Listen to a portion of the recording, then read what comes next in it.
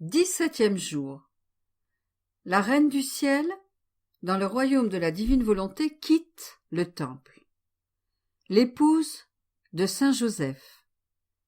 Le divin miroir où elle invite tous ceux qui sont appelés par Dieu à l'état conjugal à se refléter eux-mêmes. L'âme à sa céleste mère. Sainte Mère, aujourd'hui plus que jamais, je sens le besoin d'être tenue fermement dans les bras de ma mère, pour que la divine volonté, qui règne en vous, forme le doux enchantement de ma volonté, et qu'elle demeure prostrée, sans oser rien faire qui ne soit pas la volonté de Dieu. Vos leçons d'hier m'ont fait comprendre en quelle prison la volonté humaine jette la pauvre créature. Et je crains tant qu'elle ne fasse chez moi quelques petites visites et ne reprenne à nouveau sa place.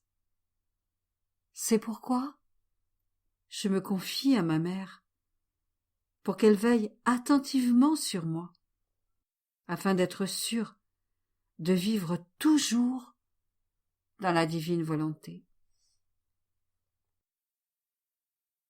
Leçon de la Reine du Ciel.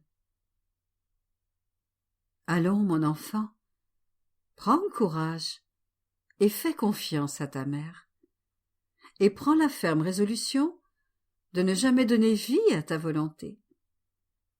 Oh, combien je désire entendre de tes lèvres: ma mère, ma volonté n'est plus, et le divin fiat a sur moi son plein empire.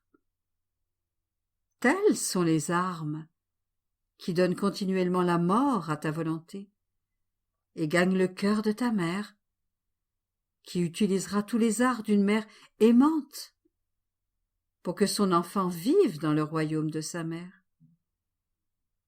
Ce sera pour toi une douce mort qui te donnera la vraie vie, et pour moi la plus belle victoire que je remporterai dans le royaume de la divine volonté. Aussi, prends courage et fais-moi confiance. Le manque de confiance est le fait des lâches et de ceux qui ne sont pas vraiment déterminés à obtenir la victoire. Ils sont toujours désarmés. Et sans armes, on ne peut pas vaincre, et on reste inconstant et hésitant à faire le bien. Mon enfant, écoute-moi. J'ai continué à vivre dans le temple, et je faisais mes petites visites là-haut, dans ma patrie céleste. Je conservais mes droits de fille pour rendre visite à la divine famille. Mais quelle ne fut pas ma surprise quand, lors d'une de ces visites, les personnes divines m'ont fait comprendre que c'était leur volonté que je sorte du temple pour m'unir par les liens du mariage, selon la coutume en usage à l'époque, avec un saint homme nommé Joseph, et de me retirer pour vivre avec lui dans la maison de Nazareth. Ma fille, il m'a semblé alors que Dieu voulait me mettre à l'épreuve. Je n'avais jamais aimé qui que ce soit dans le monde. Et comme la divine volonté s'étendait dans tout mon être, ma volonté humaine n'a jamais eu un seul acte de vie. Par conséquent, le besoin d'un amour humain n'existait pas en moi. Comment pouvais-je aimer un homme, si grand et si saint qu'il soit, dans l'ordre humain? Il est vrai que j'aimais tous les êtres humains, et l'amour envers chacun d'eux était si grand que mon amour de mère les avait inscrits, un à un, dans mon cœur, en caractère de feu indélébile. Mais tout cela était dans l'ordre divin. Et l'amour humain, en comparaison avec le divin, n'est tout au plus qu'une ombre, une teinte, un atome d'amour. Cependant, cher enfant, ce qui semblait être un danger et une chose étrangère à la sainteté de ma vie, Dieu en fit un usage admirable pour réaliser ses desseins et me concéder la grâce que je désirais tant, c'est-à-dire que le Verbe descende sur la terre. Dieu m'a donné la sécurité, la protection et l'aide pour que personne ne mette en cause mon intégrité. Saint Joseph devait être le collaborateur, le gardien qui allait veiller à satisfaire le peu qu'il y avait de besoins humains. Et il serait l'ombre de la paternité céleste, dans laquelle la Sainte Famille devait être formée sur la terre. Ainsi, malgré ma surprise, j'ai bien vite dit « Fiat », sachant que la divine volonté n'aurait jamais voulu me faire aucun mal, ni mise en danger ma sainteté.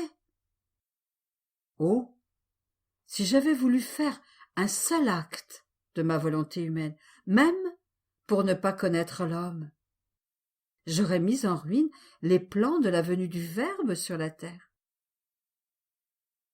Ce n'est donc pas la diversité des états qui mettent la sainteté en danger, mais l'absence de divine volonté et le refus d'accomplir les devoirs auxquels Dieu appelle la créature. Tous les états sont saints, même l'état matrimonial, pourvu que ce soit dans la divine volonté, avec l'accomplissement des devoirs qui lui sont propres. Mais la plupart sont indolents et paresseux, et cet état devient pour certains un purgatoire, et pour d'autres un enfer. Alors, même si je savais que je devais quitter le temple, je n'en ai parlé à personne, attendant que Dieu lui-même organise les circonstances extérieures pour que j'accomplisse son adorable volonté. Et c'est ce qui arriva. Les supérieurs du temple m'appelèrent pour me dire que telle était leur volonté, et que selon la coutume de ce temps, je devais me préparer au mariage. J'ai accepté. Miraculeusement, le choix parmi tant d'autres tomba sur Saint Joseph. Nous nous sommes mariés et j'ai quitté le temple. C'est pourquoi je te prie, enfant de mon cœur, qu'en toutes circonstances, tu ne prennes à cœur que la divine volonté, si tu veux que s'accomplissent sur toi les desseins divins. L'âme, Sainte Reine, votre enfant se confie entièrement à vous. Je veux blesser votre cœur par ma confiance, et votre petit enfant vous demande que cette blessure dise à jamais, dans votre cœur maternel, « Fiat, fiat, fiat ». Petite fleur, aujourd'hui, pour m'honorer, tu viendras sur mes genoux réciter 15 Gloria, en remerciement au Seigneur pour toutes les grâces qu'il m'a accordées durant les 15 années de ma vie, et spécialement pour m'avoir donné un homme aussi saint que Saint Joseph. Exclamation. Puissante Reine, donnez-moi des armes pour aller au combat et faites-moi gagner la volonté de Dieu.